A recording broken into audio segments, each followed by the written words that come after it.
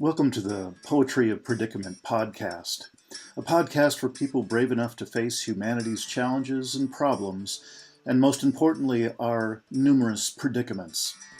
The Poetry of Predicament is a podcast meant to inspire us to bring forth grace, beauty, and connection with the web of life in the face of a predicament-laden world.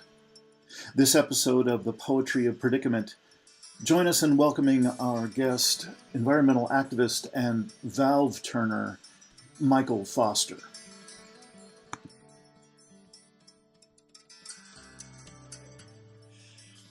Actually, there's a group of youth who are organizing a national youth climate march for next summer.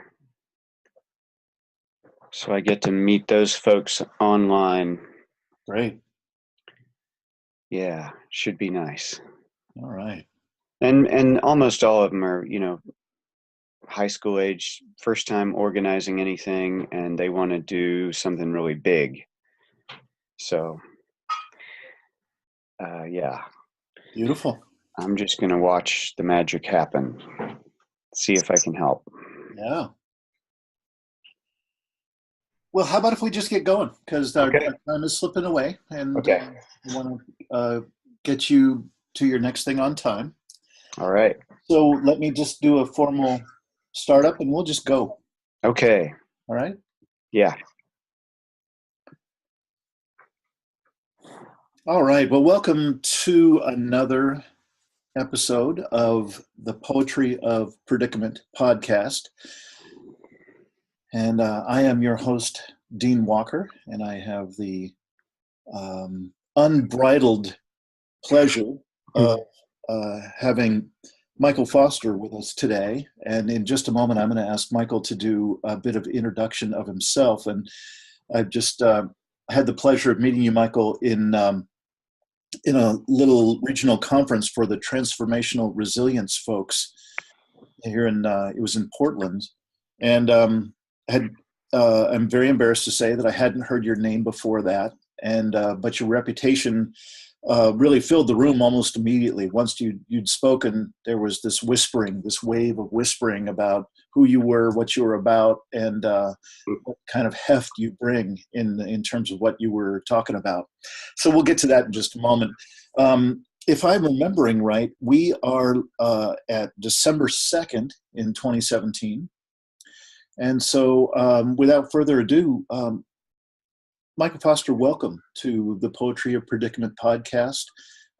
Really a pleasure to have you here. Pleasure to have met you. And I would love it if you would introduce yourself. Tell us a bit, tell the listeners and viewers a bit about yourself and what brings you to the world of environmental activism. So, first thing to know is probably working backwards that I turned off the Keystone 1 pipeline a year ago because this is an emergency and what we're doing is illegal and immoral. And I came to that conclusion because of my work with the children who are suing the federal government and the state of Washington for a climate recovery plan. And I know the math and the science, and the time has run out. So every time we turn the ignition, every time we, burn the fuel, we are now more or less knowingly, most people still don't know, actually committing a crime.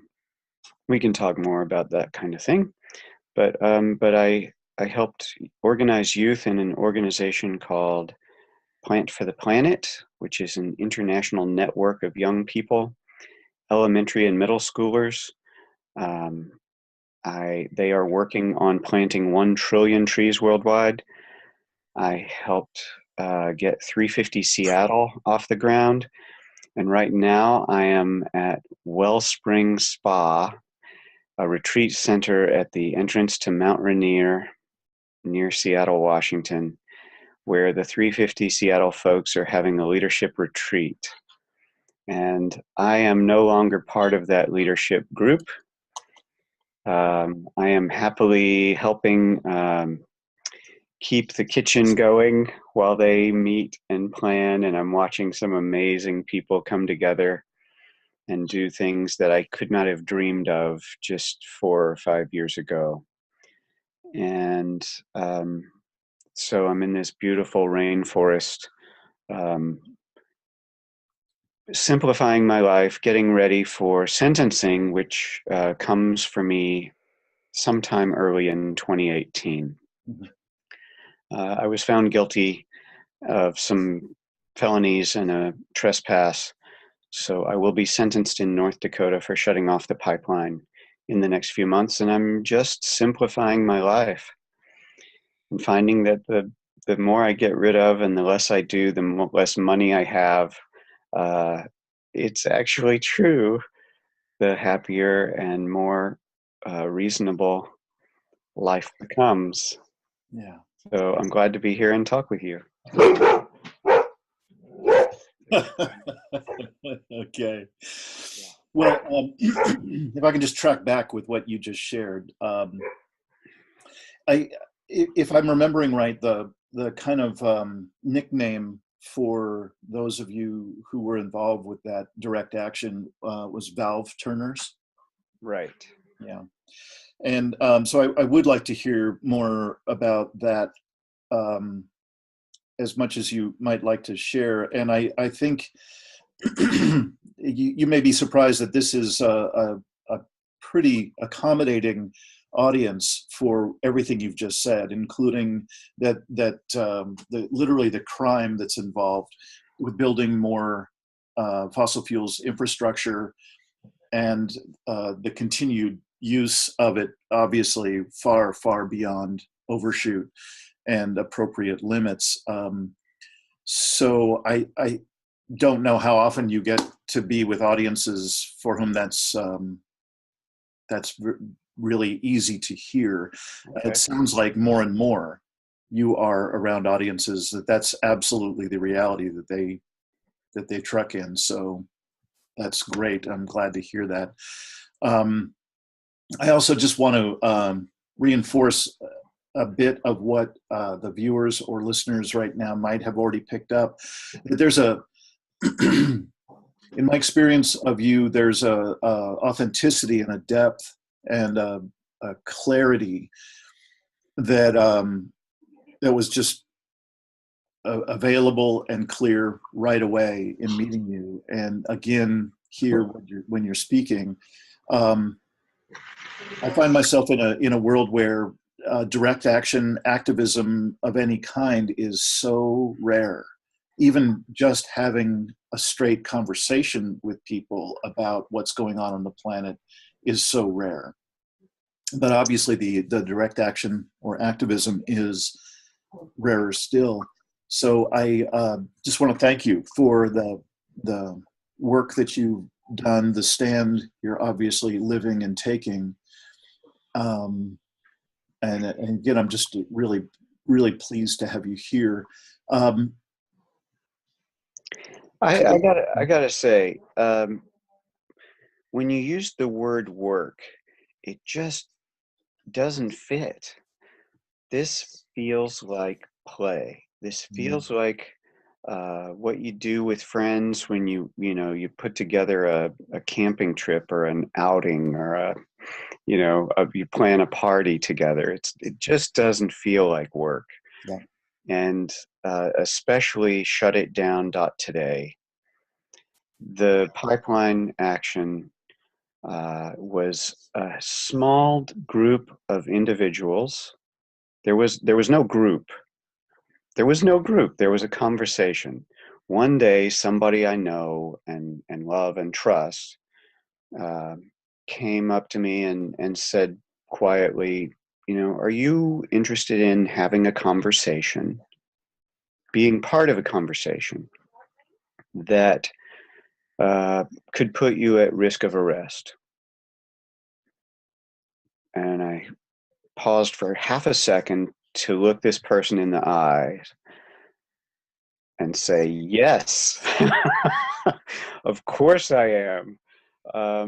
Because yeah, if there is a crime being committed against an entire generation and all life to come, and our legal system is what got us here. Our legal system is what allowed us to do this. Everything that the pipelines and oil companies, the coal companies are doing, the government, everything is completely legal. It's permitted. Then yes, count me in. I want to have a conversation that puts me at risk of arrest. And so the conversation developed, and a few more people joined the conversation. Some people left the conversation. There was never any pressure on anybody to take part or do anything that they weren't completely comfortable with. Anytime anybody was uncomfortable with any aspect of what was going on or being discussed, we would just spend time with that until we either worked it out or found a way that everybody could work together, or the person would decide, then, if this is where the group is headed, then I'm done, and I'll support in other ways. Or so it was really a tiny group of people over a period of 4 or 5 months. And yeah, the word group doesn't fit. We were just people who knew each other talking. Zoom signal, a few emails, and the conversation got more and more interesting and more specific over time. And I think that was actually key. So if you have friends, if you know people that you love and trust who are of a similar mind, that's how you change the world. I don't think the big green groups with billions of donors can do the same kind of thing that a handful of friends can do. So check out shutitdown.today is the website for any and all updates on the trials, videos of the action, any talks we're giving. But know that it wasn't a group, it wasn't an organization. It was just a couple of people talking about it actually came out of the Break Free Pacific Northwest action, which was so big and beautiful and powerful, 3 days blockading the train tracks outside the Shell and Anacortes refineries. And during that time saying, this is so powerful, and this is not stopping the fuel. This is not stopping the poison. What else? What would be, what's the next step from here?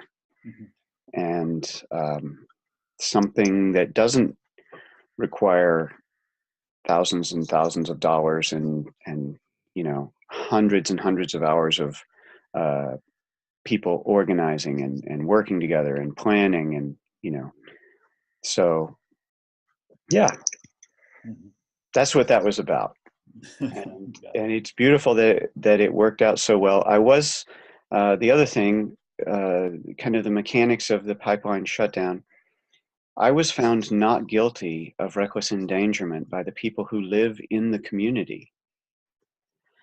After the prosecutor compared me to the 9/11 hijackers, after he compared me to the Unabomber, and said that if the jury let me off the hook, that this would bring Sharia law to North Dakota, they found me not guilty of reckless endangerment because they saw the evidence that we took steps to make sure, according to the pipeline executive on the stand, that this was an unscheduled, controlled shutdown and there was no danger to the pipeline.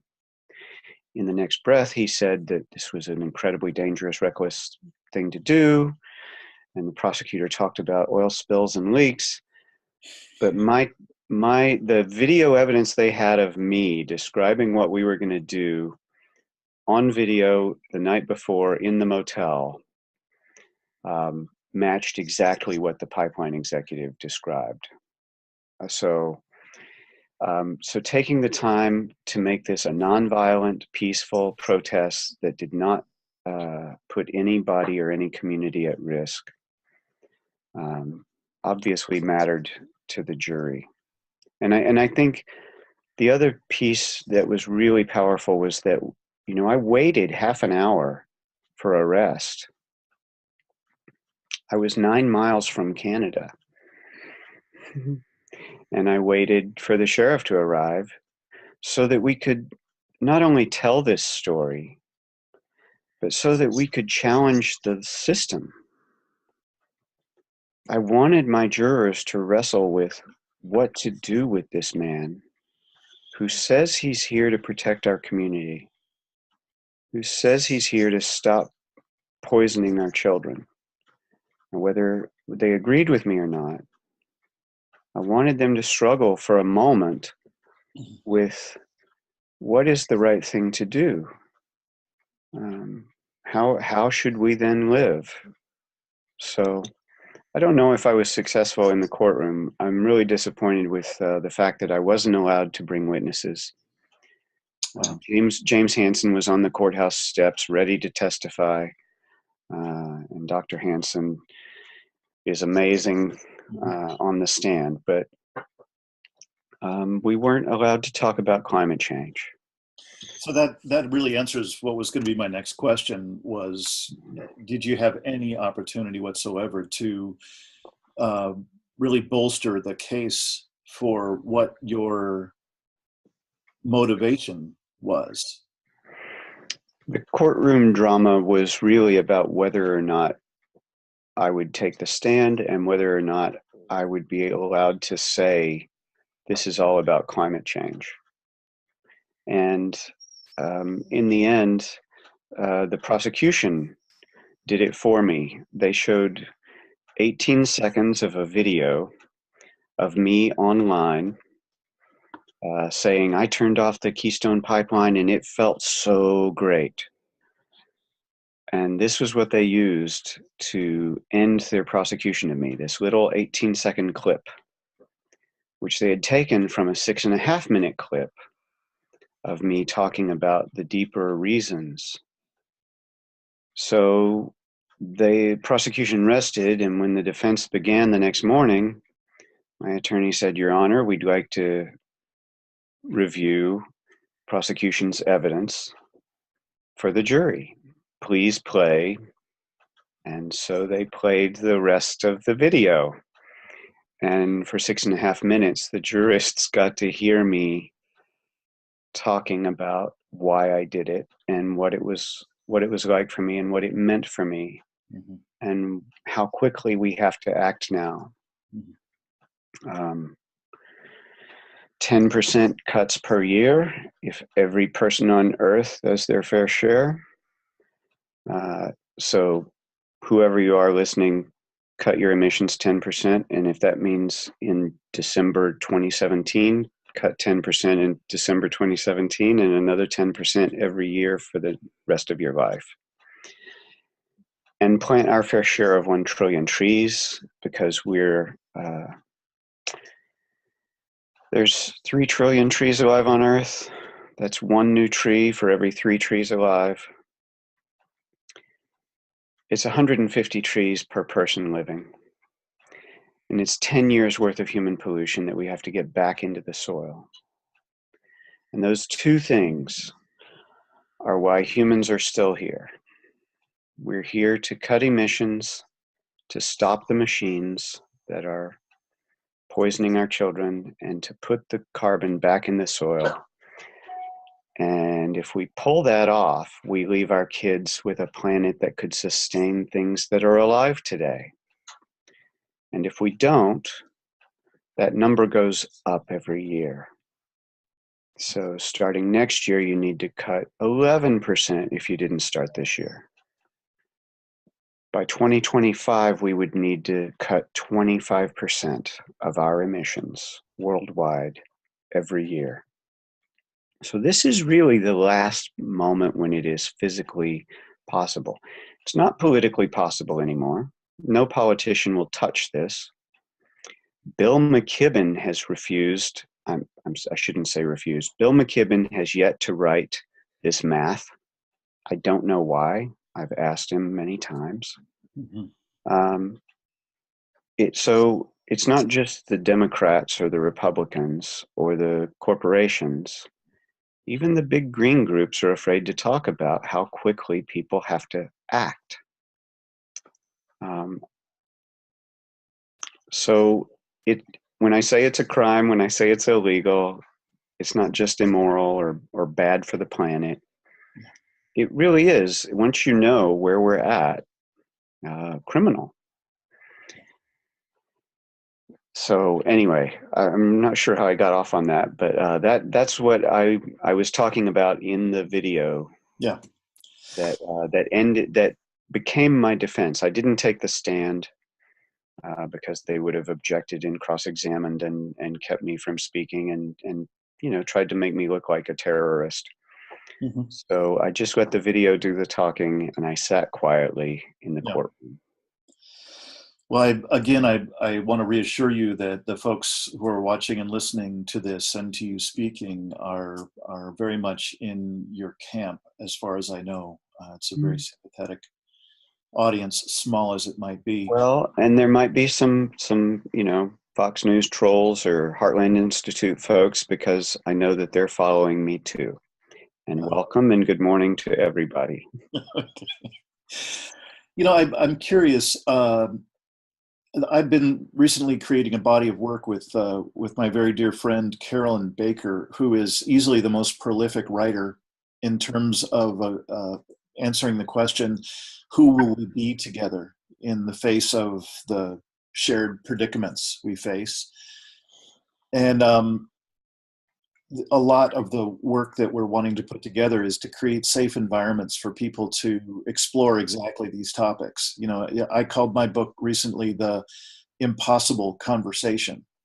And what I saw was, as soon as I got clear and vetted the notion of abrupt climate change heading our way with all due ferocity, and not to mention a number of other massively important metrics of our impact on the planet that have nothing to do with necessarily with climate, I knew that this would be the impossible conversation. This would be what we would be unwilling and perhaps unable to speak about on any kind of scale. So that was the nature of my book, and I make my own attempts to bridge to what would be an appropriate way to build out our capacities and our skills in terms of how can we build ourselves into beings that have the ability, that have the capacity to take on this kind of conversation, the kind of questions you were just, rolling us through with what you were wanting to have presented in the courtroom and so on. I'm curious, can you say anything about how you communicate this topic with people on a one-to-one basis, or perhaps when you talk with small groups, or I don't know how often you do regular presentations, but particularly with conversations that are closer, people who are dear to you in your circles and so on, who might not be quite up to speed, who might not know nearly as much as you do about what's going on. How do you convey the heart of this? And how often is it received in a way that appears to shift people? Several things run through my head. I think I keep one formula in mind, and that is for every shocking, grieving, doom thing that I share, I try to present some equal and opposite action that is a possible response at scale. So like I did just a little while ago, talking about the 10% per year. Mm-hmm. That's actually a shocker and an action. It does both. Because it tells you what to do. It's not saying, oh, you have to stop polluting. It's saying, cut your emission, do this, right? And the trillion trees, the same thing. Putting the pollution back in the ground, 10 years worth of pollution has to be reabsorbed. How do you do that? Well, 150 trees is a good start. So I do try and keep that kind of thing in mind. With people who are not up to speed, I try to start with something really general. I avoid going into 350 parts per million right away. If people have never heard of the organization 350, then chances are I'm not going to start there. But maybe just letting people know, we have been talking about this for over 30 years as a country, since it became an emergency that Congress was aware of. And we pollute so much more now than we did 30 years ago. So the people who are supposed to fix this and save us from ourselves or make us stop poisoning ourselves, they're not coming to our rescue. Right. It's us, it's you and me. So if it's going to happen, if we're going to leave anything living, it's going to be you and me. We are the ones that get to change. We're the ones that get to make life possible here. And people usually look at me and my lifestyle as a little freakish. Just, whether if it's people close to me and they know that I'm not eating meat or cheese or whatever, they know that I don't own a car right now, and I actually have a friend who has put together an electric motorcycle for me that is like a Frankencycle. It was a Yamaha, and now it's got this big battery of batteries that just is ridiculous. But it's a conversation starter, right? Cyclists will stop me on the street to ask me about it. And so, I mean, there are people who know that I'm really out there and think that I'm really different. And I try to make sure that they understand that I'm just like they are. I grew up in Texas eating beef every meal for my entire life. I've eaten my fair share already. And I just try and find those things that we share in common, and a love for this place. Yeah. That the hour is late. One thing that I feel like everybody kind of agrees or feels is this factoid from I believe it was a World Wildlife Fund study that showed that there are less than half as many vertebrates living today as there were when I started grade school, 1970, the year of the first Earth Day, the beginning of the modern environmental movement. And that by 2020, there will be 1/3 as many alive, so that every time I look at an animal, I'm so grateful that they're still here, that critter is still running around, and I'm aware that there would have been 3 of them. Right. So just taking a moment with that and saying, we can argue and we can politicize and we can, defend our way of life and our pollution and our tailpipes, but not for long. Yeah. And I don't know, in small conversations with people close to me, usually people who are really close to me have heard all this, but I try to keep it less sciencey and more about wanting less. Wanting less sounds very clear, given what you were just saying. And I would just say the other part that you just shared a little differently, that what Carolyn and I are trying to offer folks is the safe ability to conjure up a set of practices. People can create practices for themselves, each of them designed to do some amount of reconnecting with our deeper selves, reconnecting with each other, and then reconnecting with the earth.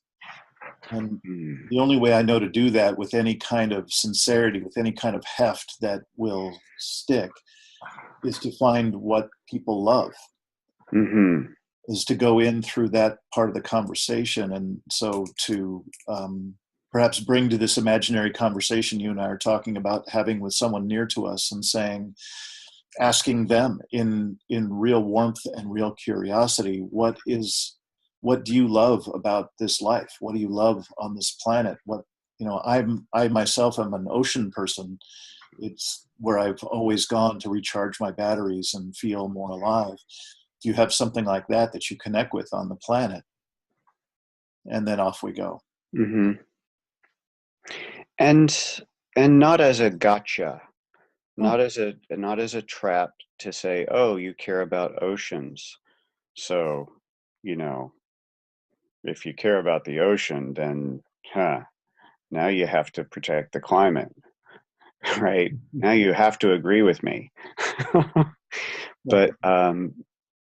But yeah, to really let people feel it and join them in that love and appreciation. Exactly. And help expand that awareness, letting people talk about the thing they love, the things they love that are worth protecting. What is it that's worth protecting? How can we do that? How do you do that? What is it that you do that you feel like makes a difference? Because we're going to need to do more. Whatever it is you're doing, we're going to need to do it times 10, times 100, times 1,000. Yeah. That's the truth. We're nowhere near. Yeah. So, and that's where I come back to this idea of climate recovery with people. That we live in a moment where the changes we make today matter.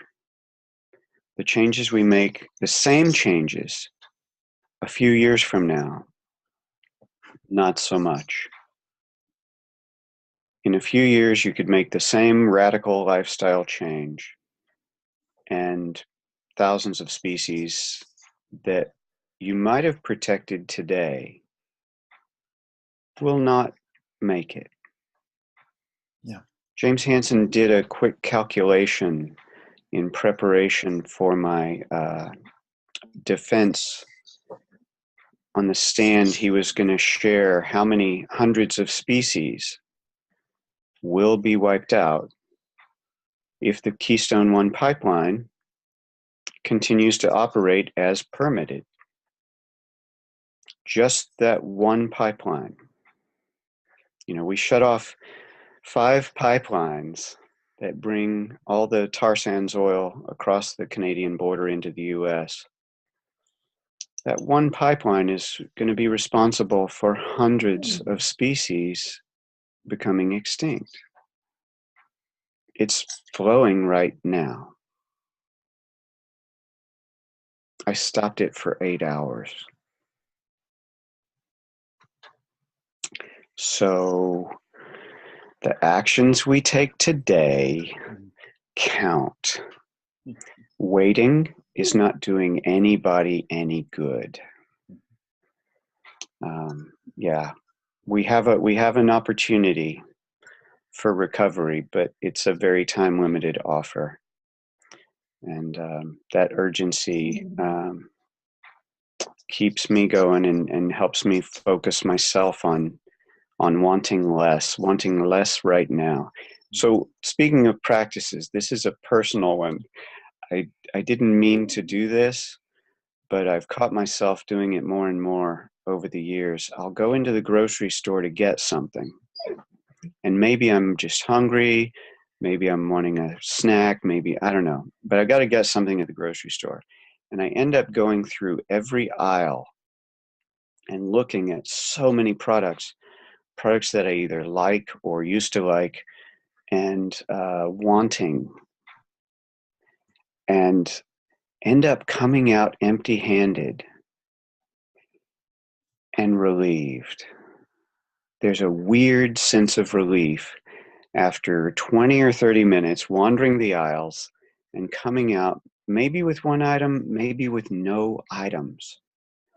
And having looked at the packaging and looked at the plastic and looked at the ingredients on, a few dozen things, and realizing the more I do that weird, it's not an intentional thing, but the more I end up doing that, realizing there's nothing there.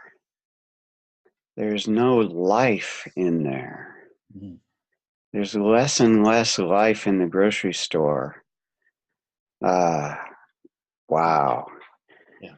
It's a weird kind of walking meditation.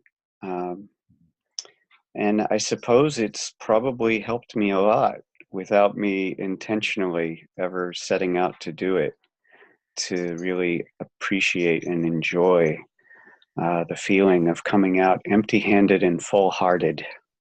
Mm. Just gorgeous. Thank you.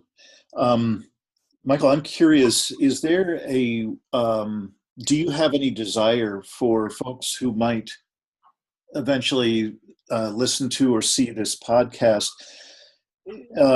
Is there a way that people can sort of keep up with where you are and how things are going? Is there going to be any way to stay in touch with you once you're sentenced and so on?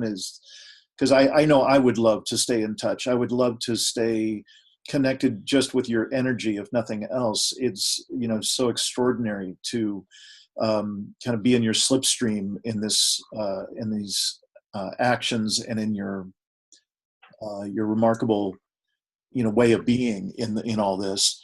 So how can people stay connected? Will they be able to with you? And is there any way that we could be of service if you would like people to, connect up with a particular website or a group, or is there any way we can support from over here toward your direction?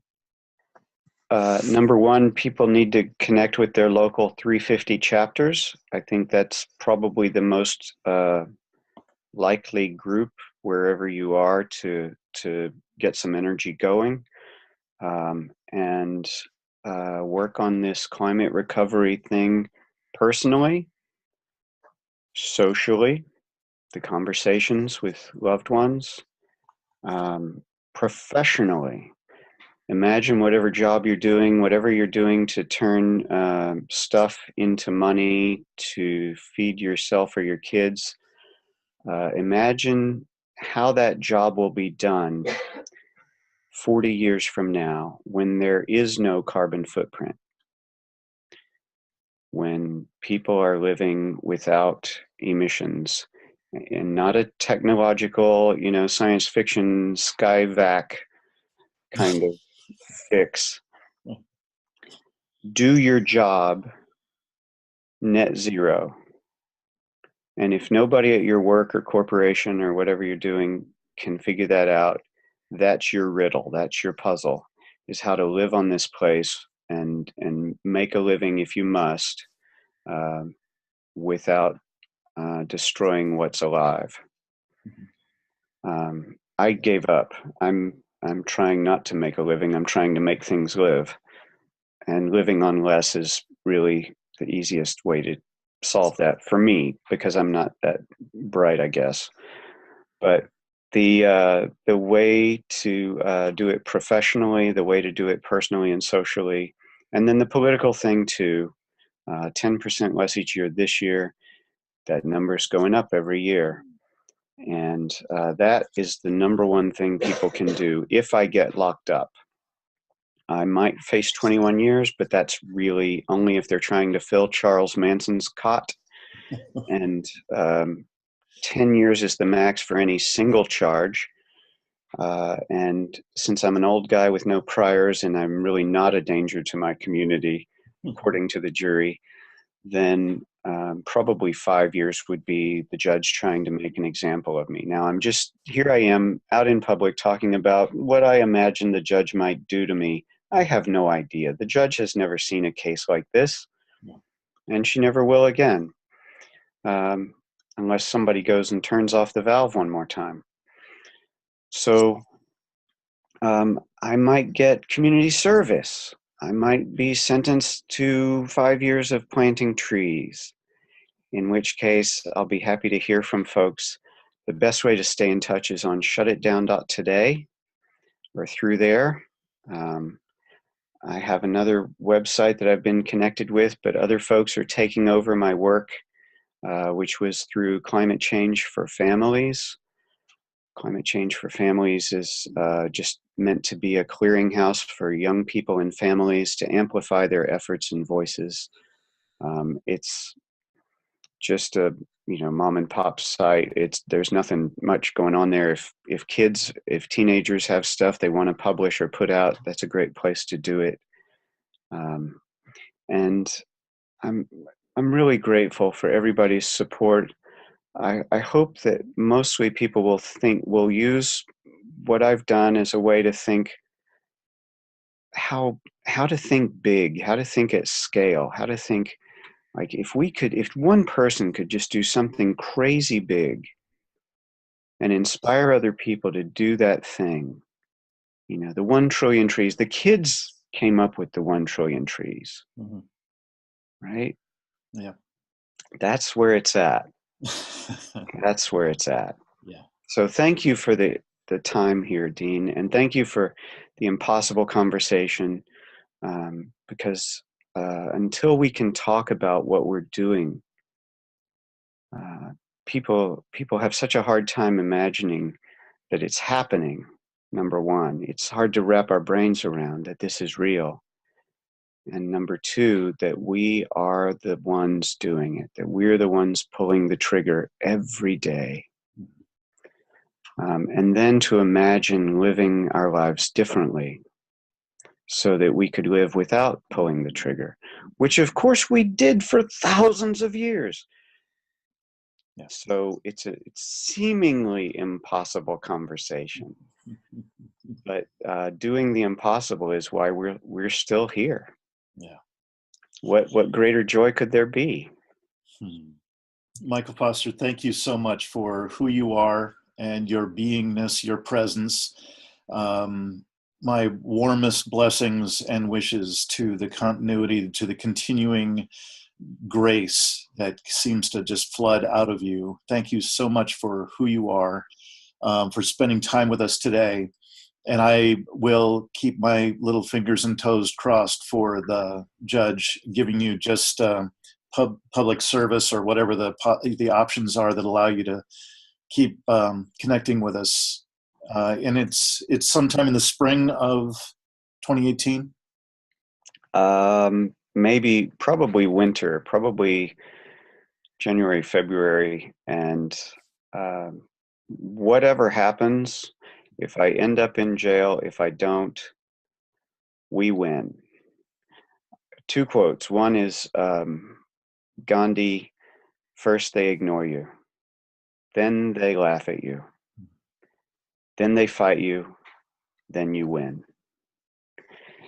And then the other quote is from Joanna Macy, because you said the word grace. Grace is what happens when we heal the world together. So I encourage everybody to find the folks in your community who will make grace with you. Mm-hmm. Thanks a lot, Dean. Thank you so much, Michael. You take good care of yourself, and we look forward to hearing good things about you being out in the world in your gorgeous way in 2018. Thank you, brother. All righty. Thank you. We'll talk again. Mm-hmm. Thanks for watching another episode of the Poetry of Predicament Podcast, produced by Dean Walker and the Living Resilience Alliance, www.livingresilience.net. Music today from Michael Hedges, as always, and also Port Blue Into the Sea. You may want to check out our sister podcasts, the new Lifeboat Hour with Carolyn Baker on Podbean and at carolynbaker.net. Also, the Impossible Conversation podcast, another channel on YouTube. Thanks so much for joining us. Join us again later for another episode of the Poetry of Predicament.